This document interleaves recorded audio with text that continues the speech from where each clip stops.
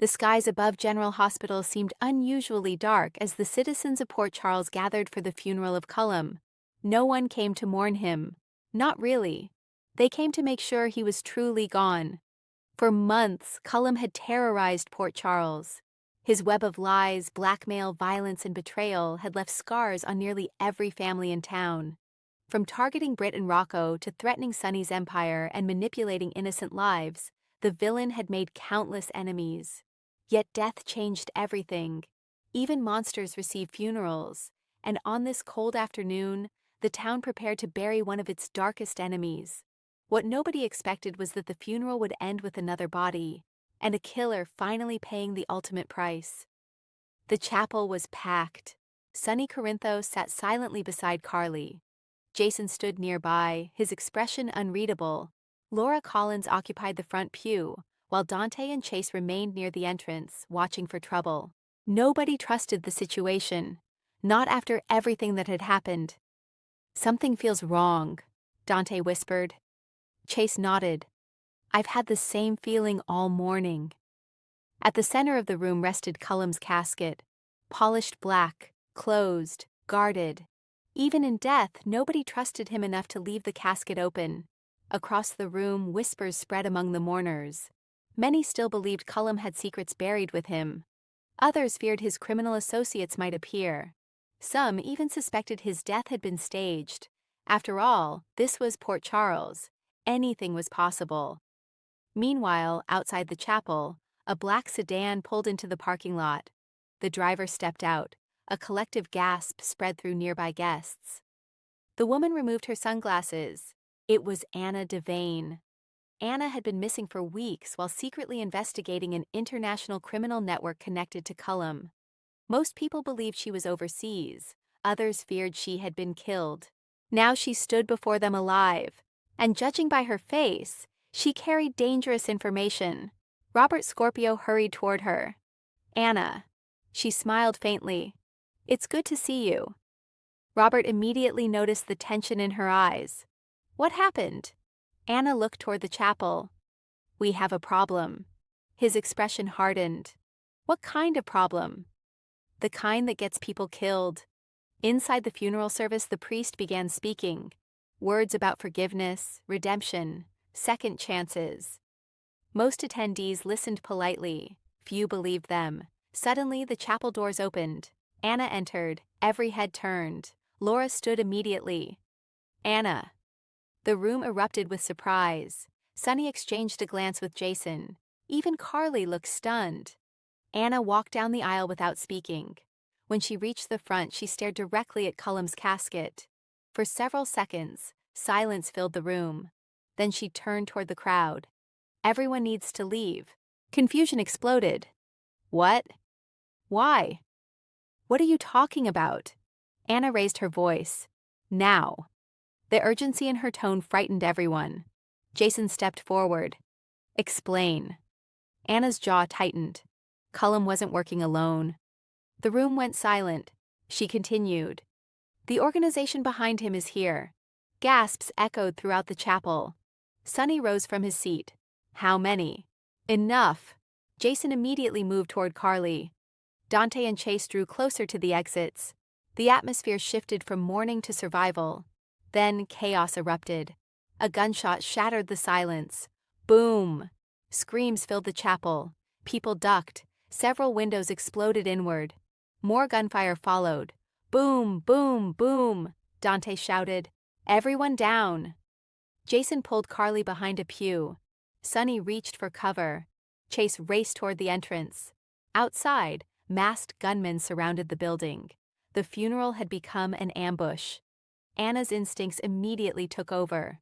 She grabbed a fallen security officer's weapon. "Robert, left side." Robert moved instantly.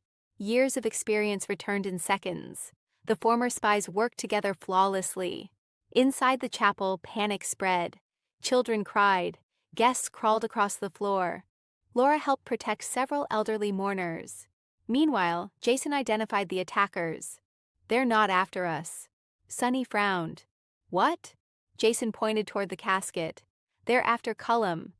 The realization hit everyone simultaneously. Someone wanted something hidden with the dead villain. A masked figure stormed into the chapel. Then another, then another. Armed men spread through the room. Their leader removed his mask. Anna froze. "So it's you." The man smiled coldly. "Hello, Anna." The crowd stared. Nobody recognized him, but Anna clearly did. Robert looked shocked. Victor Dane. Gasps spread. The notorious mercenary had supposedly died years ago. Instead, he stood alive before them, and armed. Victor laughed. Cullum made one mistake before he died. Anna narrowed her eyes. What did he hide? The villain glanced at the casket. A list. Sonny's expression darkened. What list? Victor smiled. A list containing every corrupt politician, judge, and criminal partner connected to our organization. The room erupted again. That information could destroy powerful people worldwide. Anna finally understood. Cullum had hidden evidence before his death. Evidence worth killing for. Without warning, Victor ordered his men forward. Open the casket. Several gunmen approached. Jason moved instantly. A brutal fight erupted. Punches, gunfire, screams. The chapel became a battlefield. Dante and Chase joined the struggle. Robert disarmed one attacker. Anna fought another. Pews overturned. Glass shattered. The funeral descended into total chaos. Then the casket opened. Everyone stopped. Inside lay Cullum's body, and a sealed envelope. Victor smiled triumphantly. There it is. He stepped forward, but before he could reach it, Anna grabbed the envelope first. The villain's smile disappeared. Give it to me. No. His eyes filled with rage. You have no idea what you've done. Anna stood her ground. Actually, I do. What happened next shocked everyone. Victor suddenly aimed his weapon, not at Anna, at Sonny. Boom! The shot rang out. Jason tackled Sonny at the last second. The bullet struck a pillar. Panic returned. More gunfire erupted. Guests fled toward exits. Dante shouted orders. Chase coordinated evacuations. The situation spiraled out of control. Then a final twist emerged. One of Victor's own men stepped forward. A woman, young, determined, terrified. She pointed a gun directly at Victor. The room froze. What are you doing? Victor demanded. Tears filled her eyes. You killed my brother. Victor laughed. Move. No. The woman shook her head. He worked for you for 10 years. Your point? You murdered him when he became a liability. Victor's expression darkened. Last warning. The woman didn't lower her weapon. Instead, she pulled the trigger. Boom! The bullet struck Victor in the chest. The mercenary staggered backward. Shock spread across his face.